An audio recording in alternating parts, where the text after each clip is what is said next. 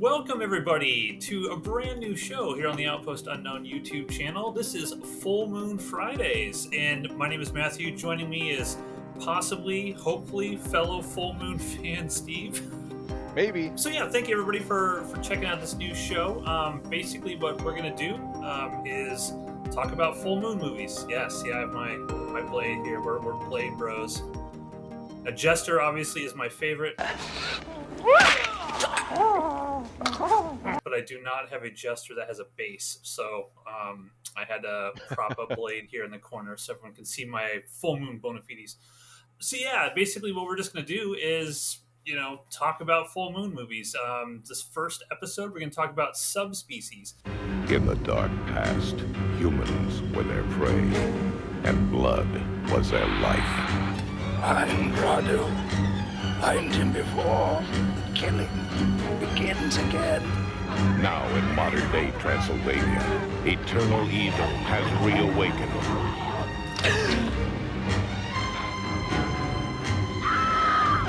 I'm afraid for you.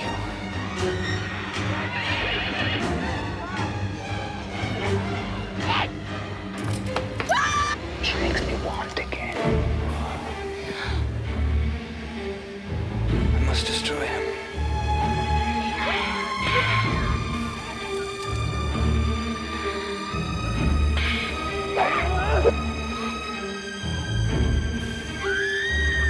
Subspecies, starring Michael Watson and Angus Scrimm of Phantasm.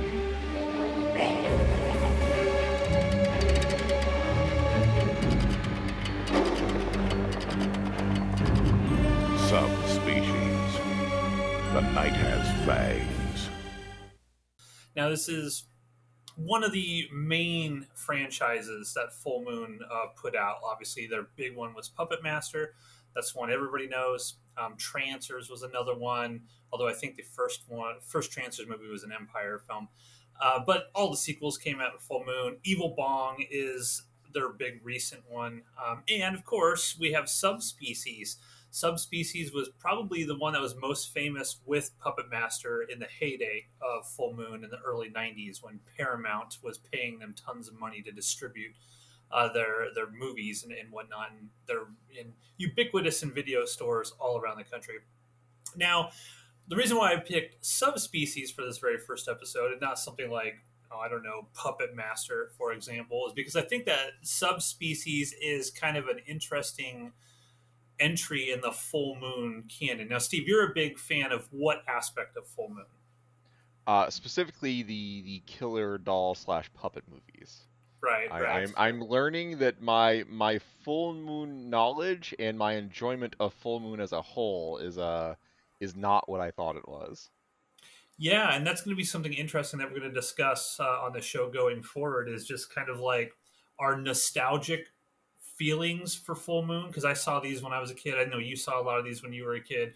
Our sort of where our enjoyment came and how we sort of became a big fan of Full Moon in the day. And then as we watch them now as an adult, do they really hold up? Or are they really as good as we sort of make them out to be in our mind? No, you say no? No. Now, the interesting thing about this is we started watching Subspecies and realized you had never actually seen it before. Is that correct?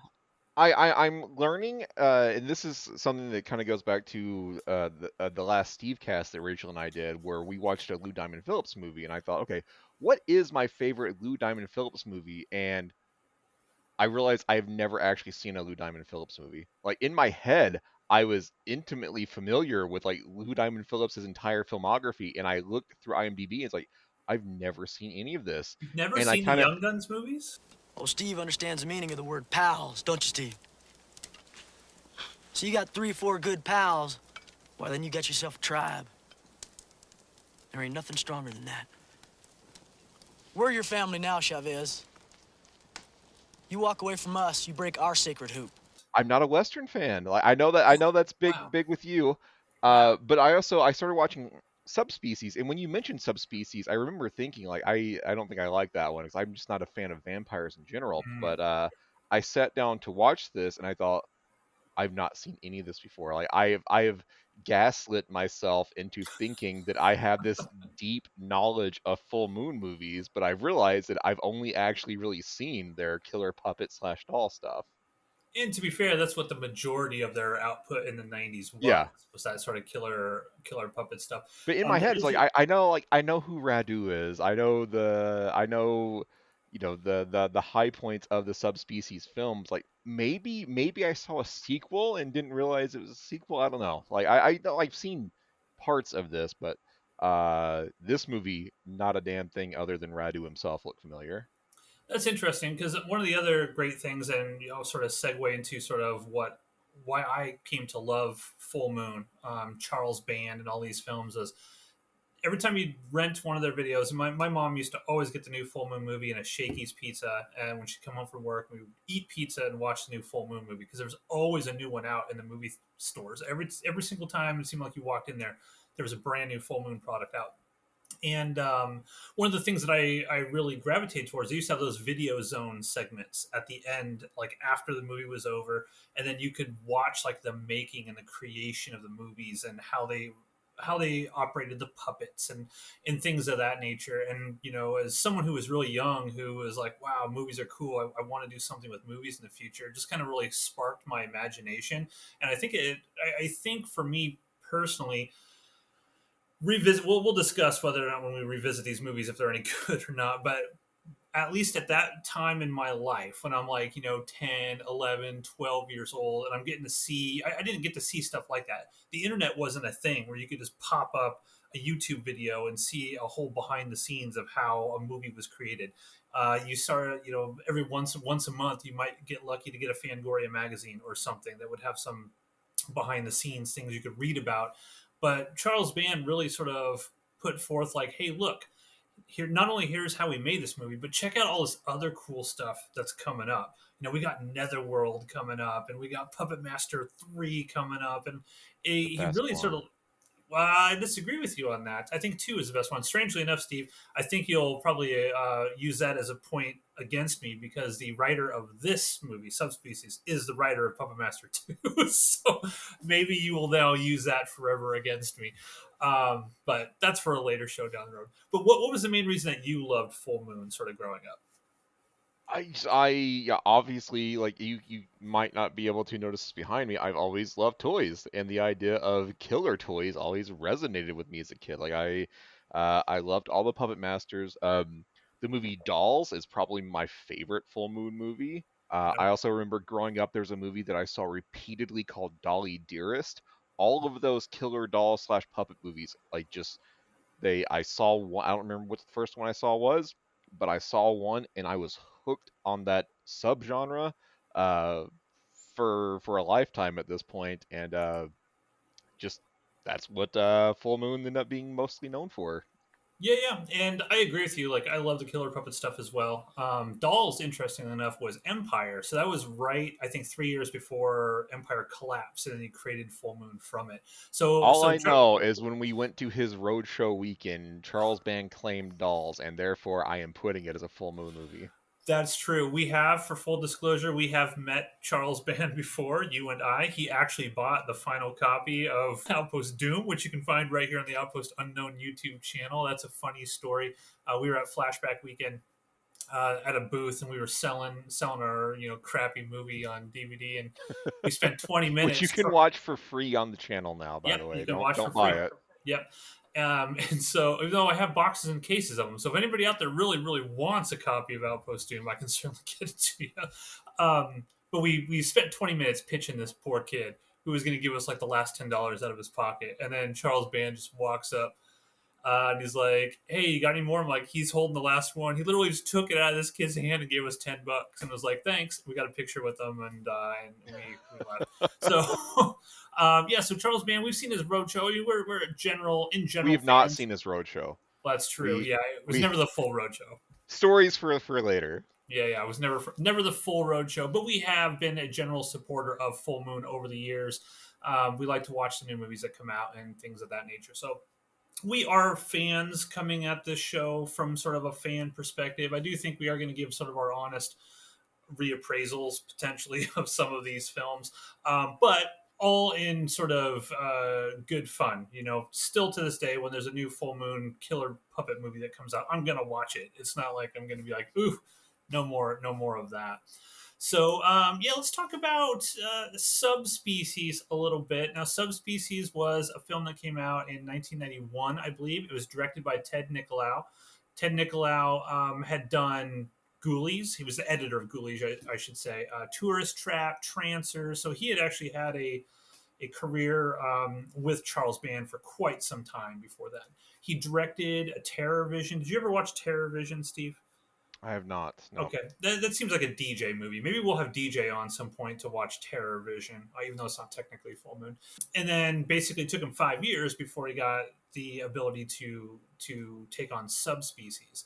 And Ted Nicolau has been the director for all of the Subspecies movies, so he is Yeah, like I looked into this, and I was just curious. Like anytime we watch a movie, whether it's for this show or anything else, I'm just curious. Like let me go into IMDb. Have any of these people done anything else of note? And I noticed that this came out in 1991. Like a Subspecies 5, like just recently came out, and the yeah. same guy made that one like 30 years later. Yep. So he has been the one constant throughout this entire series. And I do think that one of the reasons why a lot of Full Moon fans put this series kind of up on a pedestal is because it has had one sort of creative vision the entire way. I think Ted Eat your Nicolau, heart out, MCU. yeah, I think even Ted Nicolau wrote most of them, or if not co-wrote most of the scripts. So he's kind of had the whole thing, and most of the same characters and the actors and everything have continued on through all of these different Subspecies movies. And maybe we'll cover the sequels in depth. For full disclosure, I think Subspecies 2 is the best of all of them. Similar to how you think Puppet Master 3 is the best, it seems like Full Moon shut out the gate with a lot of these quote unquote franchises with a solid idea that wasn't executed perfectly well, and then they kind of like worked on it in the sequels, and 2 and 3 of Subspecies get much better than this one, I think.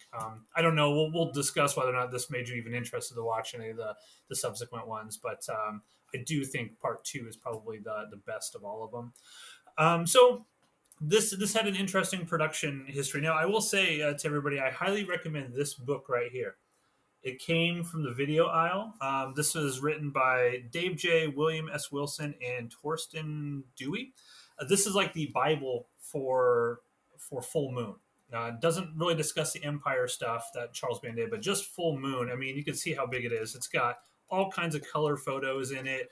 It goes through everything. It goes through like Charles Band's, all the Puppet Master, everything, but even down to like his Moonbeam Kids labels and all those films and stuff like that. So if you are a Full Moon fan, I highly recommend this book. I do have a review of it on the Outpost Unknown YouTube channel. So if you do want to kind of get an idea of what this book is all about and some of the critiques I do have of it, feel free to check out that review. I'll link it. But this is a really, really cool book and has a ton of interesting stuff about Subspecies in it. Charles Band also has his own book, which I did read. There's also a review of that on the Outpost Unknown YouTube channel. It's more of just kind of his recollections of the stuff. But if you want to get the nitty gritty of how these movies were made, you definitely want to get this book here. But this one in particular was fun because I guess Charles Band was originally supposed to direct this. At least that was what was alleged in a Variety article. Now, Charles Band has this, he does the thing that Roger Corman used to do, where he would just create an awesome poster, right? So some sort of movie poster, and then he would use the movie poster to sell it to foreign investors, right? So Subspecies has a pretty noteworthy poster. Do you ever remember seeing this poster like in the video store or anything, Steve? I mean, I feel like yes, but I can't trust my memories now. That's true. Well, this is a very big deal. It's kind of what we do. He'd make the poster, and then he'd tell people there's no script for these things. He'd be like, "Go make a movie off of it." And there's a funny anecdote here by Dave Pabian, who wrote this, and I'm just going to read it from this book here. He says, Initially, it was to be a vampire film. It was explained to me that it had to be a vampire movie, but those characters had to figure into it. We're talking about the actual subspecies that are carrying the scantily clad woman away. He showed me the poster of the scantily clad woman being carried away by little green men and said, quote, "By the way, we can't shoot this scene. You have to write the film around it, but we can't shoot this scene because we really can't afford to do this kind of effect. So you have to figure out how to suggest this is going on so the poster will make sense. but you can't actually write this scene. He'd already had the posters, so those characters had to come in. So it was how to put together into a vampire story, and it doesn't really work, unquote. And I think, I had I go had ahead. no idea that the title referred to those little guys. Like I assumed that just in this world, vampires were a subspecies of humans. Like I had no Yeah, idea. Like they're never that the word subspecies is never uttered during this movie at never. all. They don't explain what these things are. They don't explain anything at all. But that's just an example of kind of like Charles Band making a cool poster or commissioning a really cool poster and said, write something around whatever this image is so that we're not lying to the investors that we've already pre-sold this movie to. So yeah, and they actually filmed this movie. This was the first film shot in Romania after the fall of communism. So I think the dictator was Nicolae Ceausescu was the guy's name, and I think around Christmas of 1989, he was overthrown. The people literally like caught him, did a show trial, put him up, him and his wife up against a wall, and live on Romanian television executed him in front of the entire country. So in comes Charles Band and Ted Nicolau and all the full moons. Like we're gonna make a movie here, right when the fall of communism has happened and all the uncertainty and craziness that surrounded that. Now, Steve, we've made movies. If I were to tell you, let's say, I don't know, well, random generic country in the world, their government collapses. I'm like, dude, there's all kinds of old castles and stuff. We could fly. We'll live like kings for a while. We'll fly over there. We'll film everything. Get in, get out. Would you do that? Obviously, yes, because the thorn in our side since we began making movies 18 years ago now was or for you it's even longer. It's locations. Finding a location where we can actually film has been the bane of our filmmaking Yeah, existence. So absolutely yes. yeah. If you say, Steve, there's a castle over there, go get it. I'm gonna go get it. Okay, so we just got to hope for like a government in some country to implode on itself, and then we can take Yeah. advantage and exploit exploit the beauty and the. Several countries feel to be in play right now. Okay, okay. Well, we'll see. Maybe there'll be another movie coming out. And for any of the Full Moon fans that are watching this, we did do kind of a little homage to our love of Puppet Master. We did make a film called Orlok, a short film. It's like 8 minutes long. It's up here on the Outpost Unknown YouTube channel. Feel free to check it out. It's just kind of like our little, love letter to Charles Band and some of these killer puppet movies that we loved growing up. So plug for Orlok. Plug, plug, plug, plug.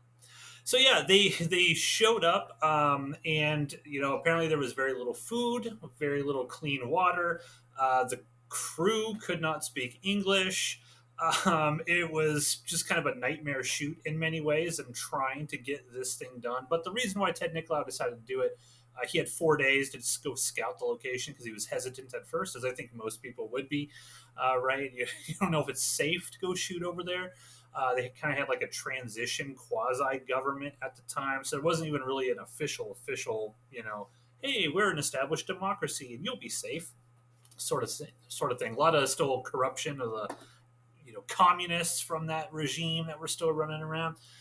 Ted Nicolau went over. He saw it for 4 days. He's like, it's just like Steve said.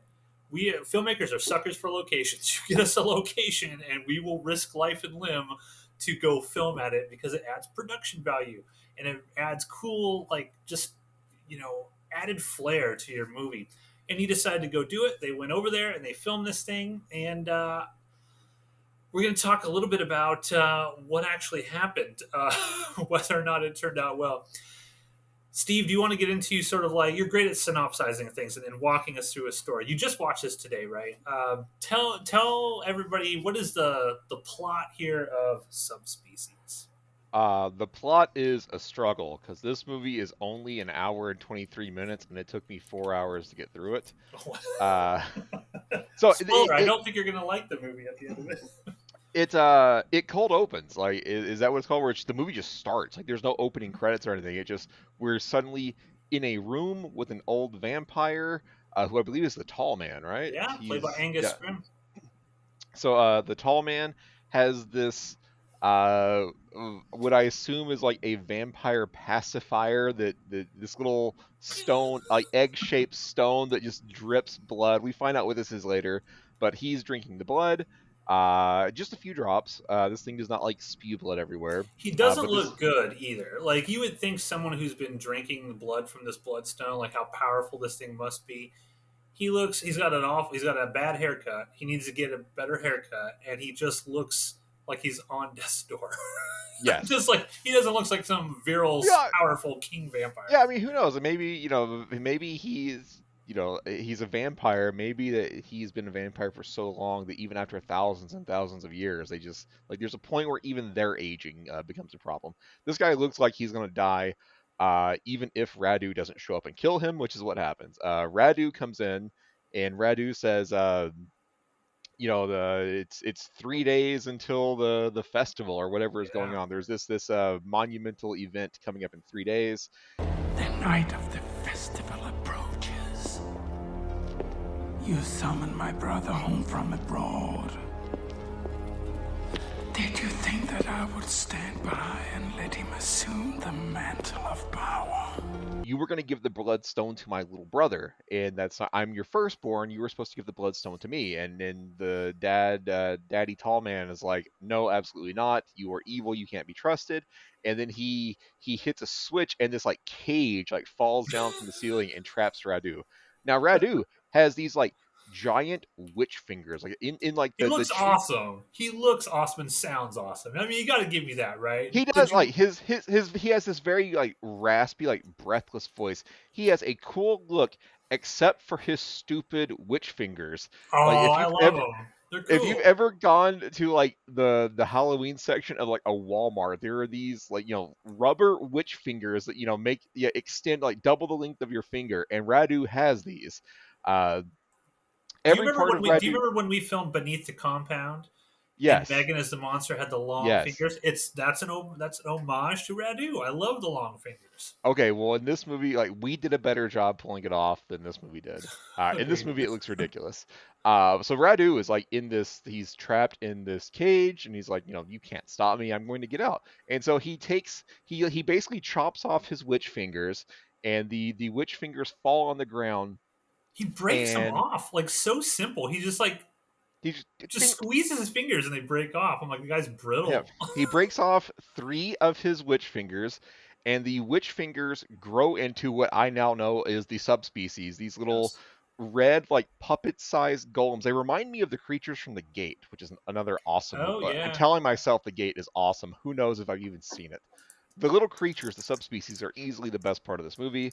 The subspecies uh, release Radu. Like they lift the cage into the ceiling. Radu kills his dad and claims the bloodstone. And then we It's cut so to it's so silly though because I'm like, why is Angus Scrim not doing anything? He doesn't do anything at all. He just lets these things go up and unlock the gate. And I'm he's like, old. He's old. clearly, I I still guess. like a question that I'm gonna have for you later is what does the bloodstone actually do? It Because keeps them alive without having to kill human beings to drink the blood. okay, but Radu is completely okay with killing humans to get blood, so why does he need the bloodstone? That doesn't matter, Steve. Clearly not. That's what I didn't get throughout this movie. It's like, why do these people care about the bloodstone? Anyways, Radu now has the bloodstone. We cut to another part of this country, and there are 3 young women. I believe their names are Michelle, Mara, and Lillian, but they're basically Yep. just brunette, loud blonde, and quiet blonde because they have like no real character in this movie. The That's a movie little like harsh. the movie both like revolves around them and their adventures, and yet they do nothing of note throughout this film. So, anyways, these ladies are like folklore specialists of some sort. Like they are getting their PhDs in something related to folklore, and so they are going to this. I think is it Romania or Transylvania? Like they're both of them are mentioned, but I don't know where this actually takes place at.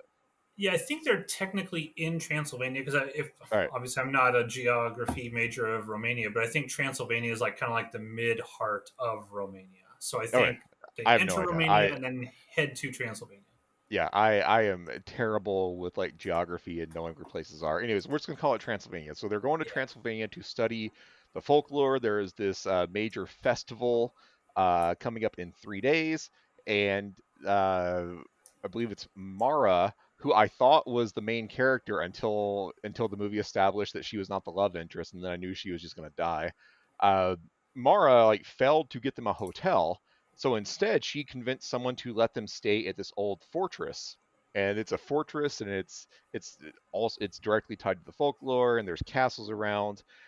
They go to this they go to this fortress, and there's an old man named Carl who is kind of like the groundskeeper, and he gives no fucks about these ladies. He does not want them there. Uh, I'm Carl. but he kind of explains like the background of this fortress and the reasons for the festival. And it turns out that like hundreds of years ago, I guess the Transylvanians were were chased by an army of Turks into this fortress, and they basically just hung out in this fortress like waiting for death. Like they assumed that the Turks were either going to attack or just starve them out, but nothing happened. Like the Turks just stopped their advance, and what happened was uh, vampires killed the Turks. Just they Save the happened to be there. townspeople. Yeah. The vampires are arguably good guys in this movie, and so the Transylvanians entered in this kind of like peaceful pact with the vampires. Like they recognize the vampires saved them. They also recognize that they're vampires. Like we are food to these vampires. And so a woman ends up going to, I don't know, the fucking Vatican and steals the Yeah. bloodstone, which is a stone that constantly drips the blood of saints. And so the good vampires have been using the bloodstone to feed without attacking the humans. Um, so that's what they're doing, and they spend like Yeah. 50 minutes of the movie just like walking around and looking at things. Like this movie is half the length of Fellowship of the Ring and somehow it has twice the walking. Uh, so the ladies are I just feel that's a little harsh.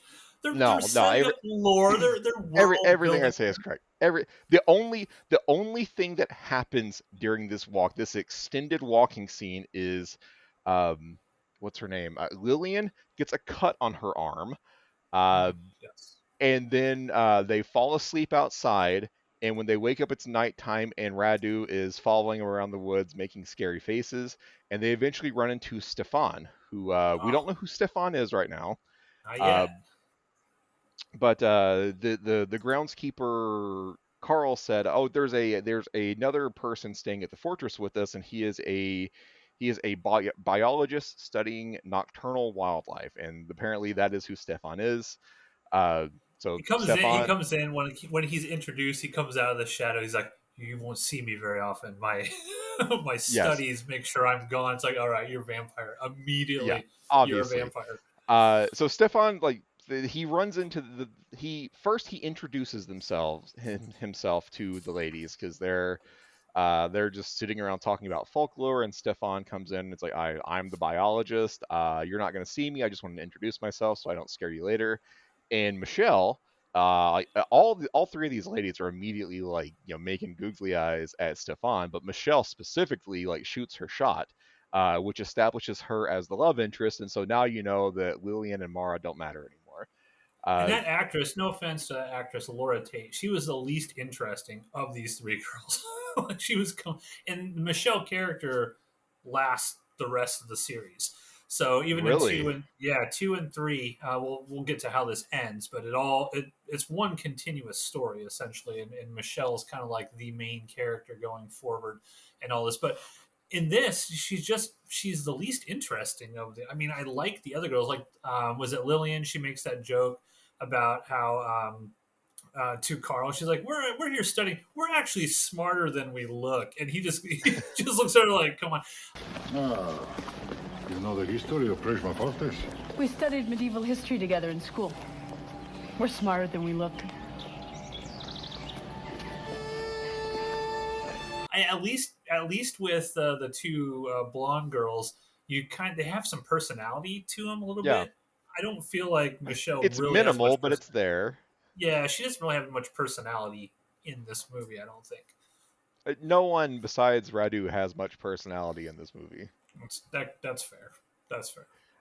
Anyway, so Stefan introduces himself. Then another walk happens, which is where they fall asleep. Lillian gets a cut on her arm.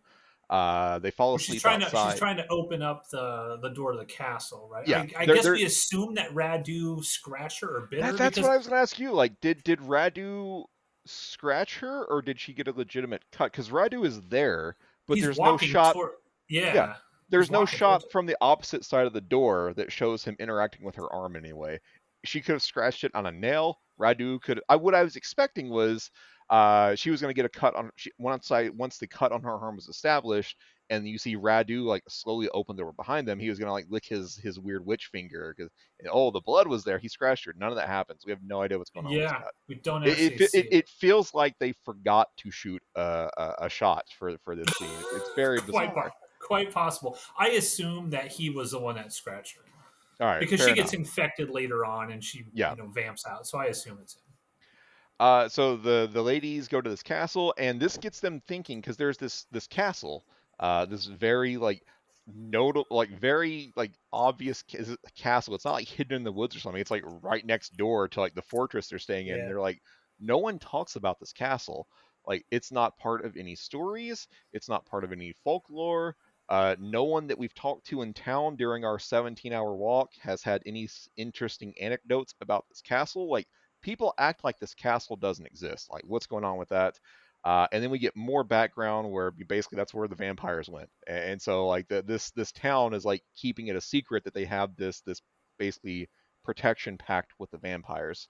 So that's all we need to know about like the girls and the folklore at this point. Stefan goes to the castle and he finds his dead dad, and it establishes that Stefan is the brother of Radu. He was the younger brother that Papa Tallman was going I to didn't see leave that the one coming. Bloodstone to her. Well, see, I didn't know any of this, and so Oh, really? when Was that a shock to it you? like it yeah it kind of was because Oh, okay. in the scene when they are walking through the woods at night, we see Radu like making scary faces at them, and the girls scream and run, and then out pops Stefan. Like at first I thought that Stefan was Radu in like a human form. uh, Oh, okay. but no, that's not the way it was. It turns out Stefan is Radu's brother, and when Stefan finds his dead father, Radu basically chokes him and tells him like, you're weak, you're too good, you're pretending to be human. I am going to win, blah blah blah, and then he just lets him go. Um, Yeah, that's a big recurring theme, and they even go so far as to have the character of Carl mention it later on with Stefan, where Carl's like, I should have killed this guy a long time ago.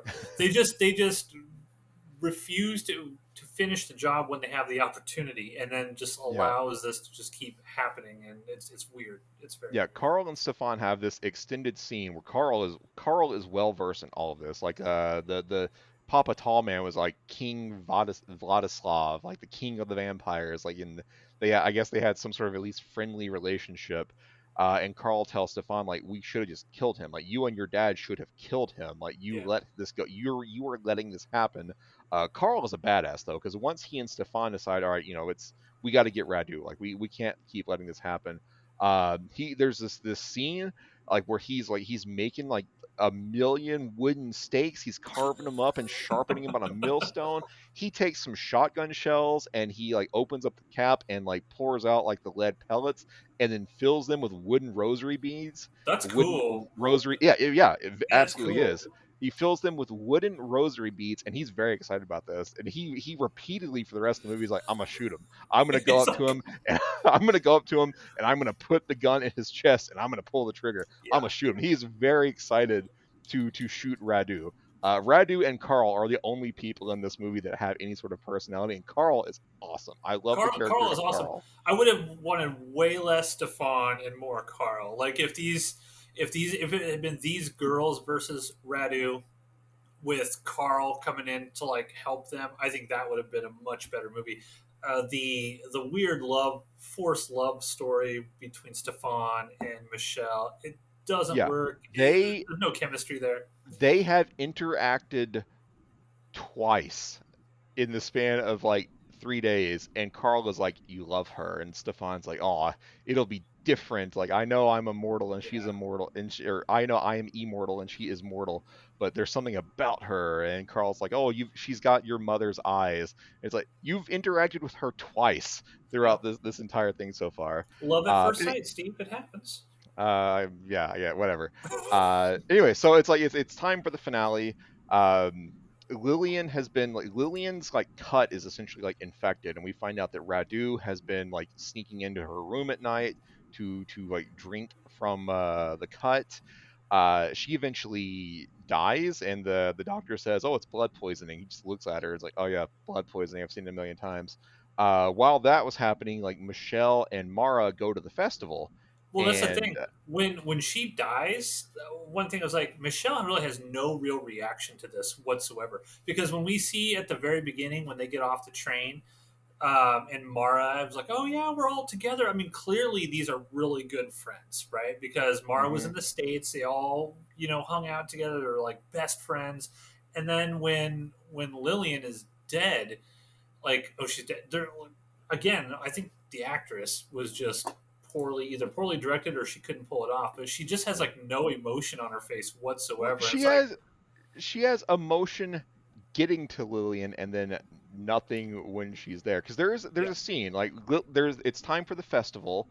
Lillian is sick, but she tells them, go to the festival, get what you need for so we can finish our PhDs in folklore, and so they go to the festival, and it's Mara and Michelle, and Michelle's just like, I have a bad feeling. Like, let me go back to Lillian because something's bothering me about this. And there's a shot of her like running, panicked, trying to get back to Lillian. Meanwhile, Mara stays at the festival, and Radu kills a woman. He kills the woman that explained the vampire yeah, backstory, and then he targets Mara, and he told Stefan previously that like I am going to take these three girls that you clearly care about for some reason, and I'm going to make them my consorts. yeah. Which one do you like the most? Because I'm going to really target her. But he first goes and kidnaps Mara after killing this woman, and then Michelle goes back to Lillian, and she's dead. Um, No and then this is tears, no anything. It's just no like, tears. Like oh, she ran panicked down the streets trying to get to Lillian, and then she walks into Lillian's dead, and she's like, "Oh, maybe she's in I shock. wonder what we're having for dinner tonight." Maybe Uh, she's in shock. Who knows? so it's like the next day, Mara's missing. Stefan shows up and reveals himself to be a vampire and kind of continues the backstory that we kind of already know at this point. The only new like information that Stefan reveals is Papa Tallman, the lead the king vampire, years ago got like uh, hypnotized by a sorceress Yeah. and had sex with him, and she like the sorceress specifically wanted an evil child, and she got pregnant, and that became Radu. And then years later, Papa Tallman King Vampire meets a mortal woman and gets her pregnant, and that is Stefan. There's probably And a so, Disney movie about that side of the story. yes, definitely. Well, I will uh, point out though that real quick that Full Moon did do a prequel to Subspecies in the early '90s. I think it was Eternity Comics or Eclipse of Comics. It's like a 4-issue run of Subspecies that shows this whole stuff. So what they kind of talk about, what Steve just mentioned about the sorceress and the human woman and stuff. They reveal all that in a comic book series. If anyone's interested in checking that out. I know we're eventually going to get there, but I also saw that Subspecies 5, the one that was made 30 years later, is Yes. also a prequel. I Yep, don't know it if that is. covers the same events or not. Regardless, Stefan says, "Hey, Radu is my evil half brother," and that's all we care about at this point. Stefan and Carl make plans to kill Radu. Meanwhile, Stefan tells Michelle that you need to leave. Lillian's dead. You can't save her. Leave. Carl will go find Mara, and the two of you need to get out. Have I mentioned that the two of you need to leave? Because Michelle absolutely does not leave. Um, so there, the next morning, once Lillian is dead, there is like like a horse and buggy with a bunch of people following, and they have the body of the other woman that Radu killed, and like they put a stake in her heart and then chopped her head off, and they put her head on a pike, and then they went to this church to get holy water to pour it over the head to cleanse the body. And Michelle's like, "Oh no, they want to do that to Lillian. We can't let that happen." Apparently, like no one in this world of vampires understands how vampirism happens, because they refuse to stake Lillian and chop her head off. They just bury her. And Yeah. so the next night, Carl and Michelle have fled into a church because like vampires can't enter a church without being invited, which is, I don't think that's how like the legends worked. I thought that was they couldn't enter any dwelling, but in this world, it's specifically they have to be invited into churches. Yeah. And so, Anything holy, I think, like a holy consecrated place. all right, It's part of well, the unique lore of Subspecies, Steve. yeah, Come it's the lore that they had to write into their script to make the rest of the movie work. Uh, so they're in a church. Stefan has gone off to fight Radu, and he completely failed. He's been captured now. Meanwhile, he wants, like, Radu has kind of identified that, okay, Michelle is Stefan's favorite. Let me go get her. And so he sends the newly vampirized Lillian after Michelle. They took no steps to stop Lillian from turning into a vampire. Like, do people in the subspecies world not know that bites lead to becoming a vampire? No idea. They just bury her without doing anything to stop this. And so she, of course, revives. She goes to the church and is like, "Hey, Michelle, it's pretty cool out here where I'm at. Why don't you come outside?" on out. And Michelle's like, "Yes, let me go outside to my friend that was dead this morning. This will completely work out for sure." And And so she flees. Carl's like, if you open that door, she comes in here, I'm shooting her ass. We gotta let her in. No, it's a trick. She's a vampire. If you let her in, I will shoot her.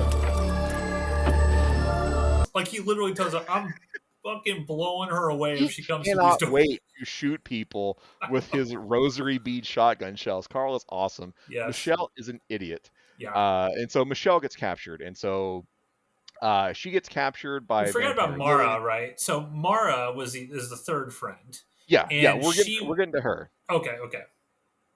Because Go. Stefan, I mentioned that Stefan had been captured already, and so Stefan gets locked in a dungeon, and Mara is there, and she's had her clothes torn to shreds, And which perfectly she, placed, right? So yeah, just yeah. It's like breasts revealed. Radu just ripped out the breast section of her clothes. Exactly. Apparently, Matt pointed out in the our Discord that apparently this actress was very proud of that scene because she made that scene with her Yeah. tits out her IMDb like icon.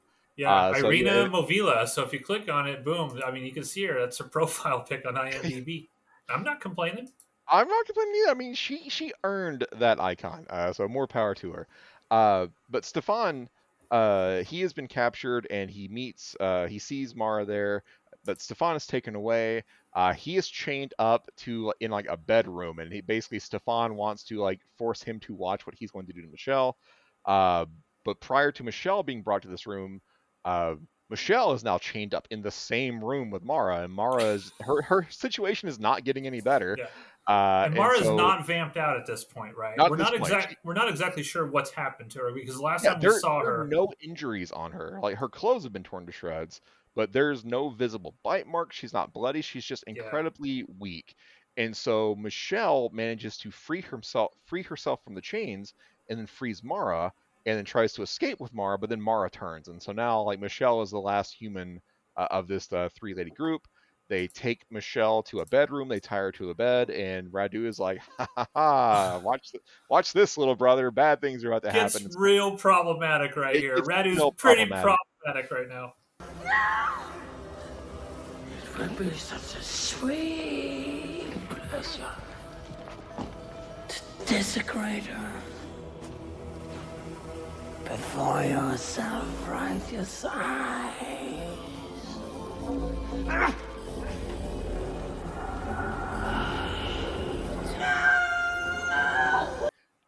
So Radu ends up biting Michelle in front of Stefan.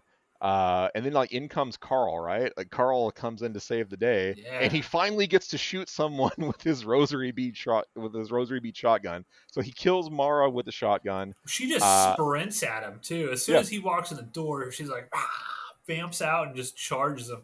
and She goes Carl down. Carl shoots her twice with his rosary peach shotgun, and that's apparently all the shells he made because he just drops it and starts fighting with the stake at this point. Everyone, I don't even remember how it happens, but everyone gets freed. Both Michelle and Stefan get freed.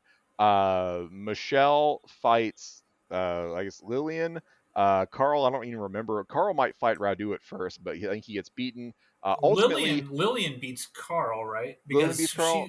I think she's struggling with him, and then he goes down. Because I know she kind Okay. of that's a criticism I will have of this film as well, is they don't really show, like, there's similar to that sequence we were talking about earlier on when Lillian, whoever gets the cut. We don't see like the money shots that we need. There's no connective tissue. You see Carl fighting, I think it's Lillian, in the background, and then he just kind of falls, but you don't know why. Like, you don't Yeah. see her like tear at him or anything like that.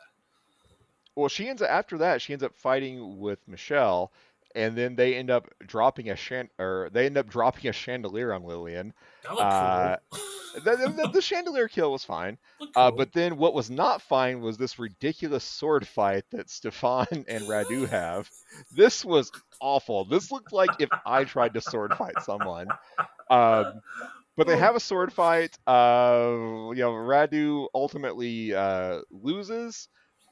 He gets staked, and then Stefan cuts his head off, and then I think it wasn't it Carl? No, Carl cuts off Lillian's head. Lillian, yeah. Yeah. Lillian is alive, but pinned down by the chandelier, and Because Michelle so can't do it.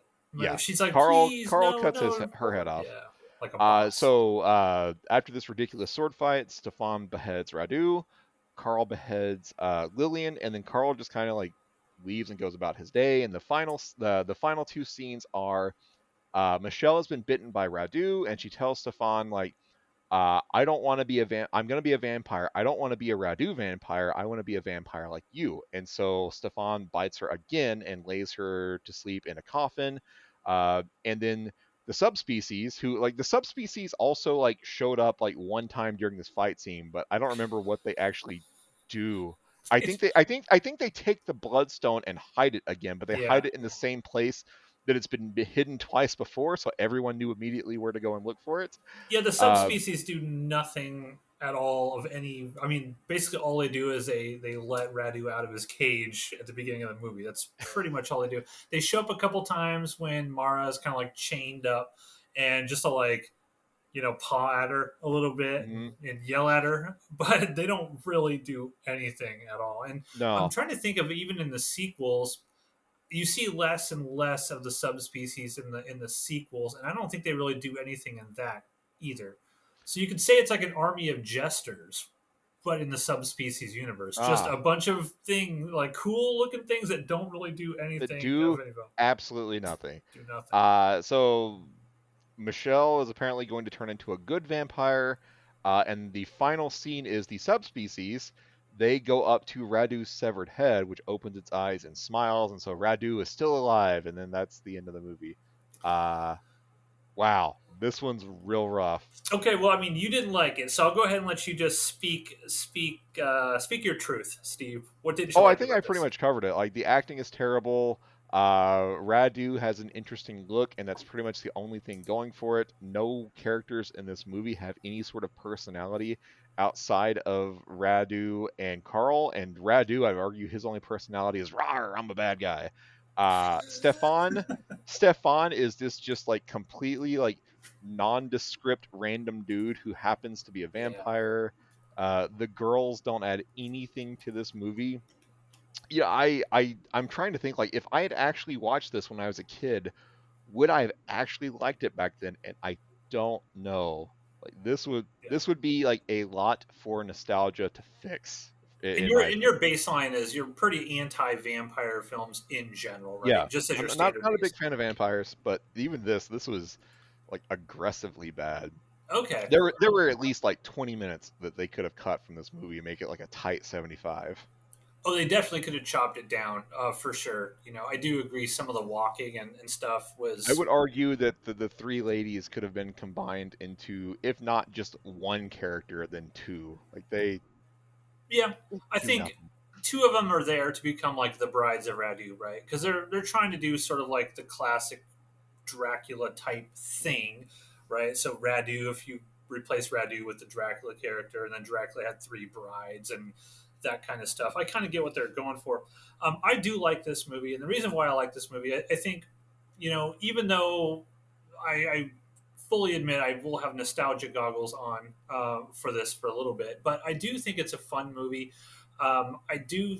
I don't think. I guess I didn't have as much problem with kind of walking around as you did, because what I kind of got out of it is they were trying to utilize the great, awesome locations that they had and really showcasing the Romanian countryside and the castles. I enjoy that kind of gothic horror feel where it's people kind of walking around. You just kind of get to envelop yourself in the different crumbling castles and things of that nature. I like that, and I think now that I'm thinking about it, I'm a huge fan of the Hammer horror films from the 50s and 60s. I love those films to death. This was probably as a kid the first time I actually saw like a gothic horror film. And what I'm talking about is like you have the castles and all that stuff, but I'm also talking about the tone and the feel of it. They do a lot of cool stuff with the shadows of Radu here, very similar to what they did come with Nosferatu back in the 20s and stuff. Like they'll walk into a room and you just see the shadow of Radu pulling backwards. I feel like in the typical like Charles Band fashion, they filmed that once and then used the shot 3 times. Potentially, but I liked it. I thought it gave the film a little bit of style. I liked a lot of the type of like they will do the stuff when Radu's coming up out of the coffin, whatever. They have a bright key light behind the thing, and then it's all foggy and smoky, so you see like the beams of light coming up, and when they're running around in the forest and stuff, it's all foggy and stuff like. I just like that kind of feel and tone. And this is probably the first film that I saw as a kid that really had that kind of look to it that I can remember. And then, of course, as I got older and older, I really got into the Terrence Fisher Hammer films of the 50s. Maybe it's like I have never been a fan of like style over substance, and maybe that's what we're dealing with here. Like this is a film that a lot of it looks really cool, and then there's just like nothing there for any sort of engaging plot or storyline. Yeah, I can see that. I do like Radu. I think Radu looks cool. I think Anders Hove, he sounds cool. He gives Radu a very unique flair that other vampires don't really have, right? You're normally used to seeing, like, nowadays it's a little different, but back then you didn't really get to see kind of like that grotesque vampire. Monstery vampire. Vampires are always like the good looking, attractive guys. Exactly. Like, the Stephans, essentially. Yeah. So yeah, I could see that. Like there is like a cool dichotomy between like the more monstrous vampire and the more like sexy, attractive vampire. Yeah. I like that the film actually kind of had the balls to say, well, actually, there are good vampires. They literally said there's just like people. There are good vampires and there are bad vampires. I mean, we take that for granted now, and there's stuff like True Blood and all these modern things. But in the past, generally speaking, I can't think of another horror film off the top of my head. I mean, I'm sure they exist somewhere, but that kind of showed no, there's good vampires out there. When you're looking at the Hammer films and stuff like that, it's like Christopher Lee's always a bad guy, right? He's a bad vampire trying to kill you. And I liked that they have I like the lore and the world building here. I like that there is a definite, like, these vampires are not trying to kill these people. They actually got a solution. The actual humans in this village basically stole this bloodstone from the Vatican. Like, I want to see that movie, right? Show me that movie. Stole this, and then they have a truce, and they're like, yeah, we don't need, thank you. We have the blood of the saints now. We don't ever have to kill another human again. We can just, suckle the teat of the stone and we'll be fine. I like that. I like the rosary bead shotgun shells and that kind of stuff. And I love, the stop motion monsters. I'm a sucker for stop motion. I love that kind of thing. So there's a lot in this movie that I really do enjoy. Now, I think your critiques are valid in many ways. I don't think this is a story that has enough meat there that can really even hold a short running time of 83 minutes or whatever. I don't buy the relationship between Michelle and Stefan. I thought those were the two worst actors. Like I was fine with the blonde girls. I thought they were fun. I like seeing them, do their little thing. But man, the two leads in this are not good. They're not good. Now, this is rectified in part two because Denise Duff comes in and she plays Michelle. And Denise Duff is like all timer for me. I love her. She's so great in the subsequent subspecies movies. So that aspect I think is corrected in terms of like at least the kind of poor acting there. And yeah, I wish that we would agree. Radu's cool, but what does he really do? Like, how powerful is he? He seems to not be really powerful at all. And you're right. Yeah, I he don't. seems to have all of the normal weaknesses of every other vampire, and he's acting like the Bloodstone is a source of power, Yeah, and it's not. It's just a food source, as far as I can tell. yeah, because he wants to like he's evil. We don't really see him doing much evil stuff. It's not like he has a big evil giant plan that he's trying to enact here. Like he's going to kill all the townspeople and turn them all into vampires and overrun, Transylvania with vampire armies or anything like that. He never mentions anything like that. He's just kind of like, He just wants to fuck with his little brother, as far as I can tell. yeah, yeah, pretty much. So I would have liked a sort of more coherent plan. Like what does Radu want? What does Radu want? Kind of fun fact. Obviously, Dracula is based off Vlad the Impaler or whatever. Radu the Handsome was actually Vlad the Impaler's brother in real life, and so Radu here was kind of named after Dracula's brother, which is just kind of a fun side fact. But yeah, overall, I still like Subspecies. I think that it has a lot to offer. The video zone for this is pretty cool. I'll link that in the description below. So if you want to check out sort of like the old video zone thing where they actually talk to people in Romania, which is kind of funny, and they're like, "We don't believe in vampires. This is stupid. Like, why are you here making vampire movie? Like, none of us believe in any of this crap." Is a stupid story. It's not for intelligent people. Um, and this movie actually did get me to sort of YouTube Ceausescu in the fall of communism in Romania, which is far more interesting than this movie. It was actually really crazy how that all happened and how democracy kind of came to Romania. So if you're interested in that kind of thing, there's plenty of YouTube videos on that. But overall, I'm a fan of Subspecies. I do think the sequels, at least 2 and 3, are better than this, in my opinion. So yeah, I don't know how I sort of envision this going forward, Steve. Is we just there's no it's not gonna be like, okay, now we must watch Subspecies 2 for the next episode or 3 or whatever. I just kind of feel like this is a thing where like, hey, we just pick a full moon movie any point in time. A full moon movie does not matter. Maybe we decide we want to watch Puppet Master 5 or something. Is there any particular full moon movie that you would like to revisit that you're like, well, I really love this, or I feel like I like this movie, but anything that comes to mind that you would like to revisit? I'd like to go through transfers at some point. I am interested to watch more subspecies, not because I particularly like the franchise.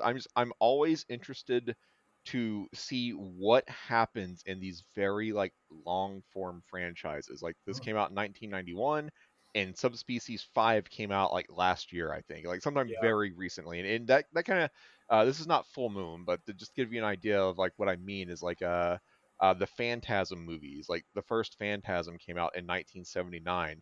The last Phantasm movie came out in 2016. Like a 40-year franchise. Especially if it's like a 40-year franchise, one continuous story, one continuous yeah. continuity. I'm really interested in see like what happens with that. So I'm down for watching all subspecies. I would like to check out Trancers, and anytime you're like, hey, here's a puppet movie. Yeah, I'm obviously going to be like, yeah, let's watch the puppet movie. Okay. Well, we'll mull it over in our minds. The plan for me right now is maybe get these out once a month for now. We'll see what the reaction is to them, and if people like these and want us to do more, maybe we'll bump it up, to a couple times a month. But at first, we're just gonna do one a month. So we'll come up with something for December. If anybody out there watching this does have a full moon movie they'd like us to cover, please leave a comment down below and be like, hey, no, we really want you to check out this movie. Like I said, we do have, this It Came from the Video Aisle book, which is amazing, has all kinds of tidbits and factoids. So if you have a full moon movie that you really want us to cover, let me know, and I'll do the research. I'll look it up and try to come up with some more. Are there interesting more stuff. like obscure like killer puppet, killer doll movies that Full Moon's made? Like Blood Dolls comes to mind. And Doll is that actually Graveyard. is that Doll. actually Full Moon or just Charles Band doing his own thing? I'd have to look it up. Doll Graveyard, I think, because Full Moon has changed multiple times. I think in the early 2000s they really fell through the floor in terms of finances, and then I think Charles Band kind of came up with a different quote unquote name for the company, and then he eventually went back to Full Moon. Um, I kind of look at this as pretty much anything starting with Puppet Master is considered Full Moon. I think you can kind of differentiate it between Empire, which is what his higher budget stuff. That was when Reanimator came out and the original Trancers and Ghoulies and like all of those big movie dolls that we remember from the mid '80s.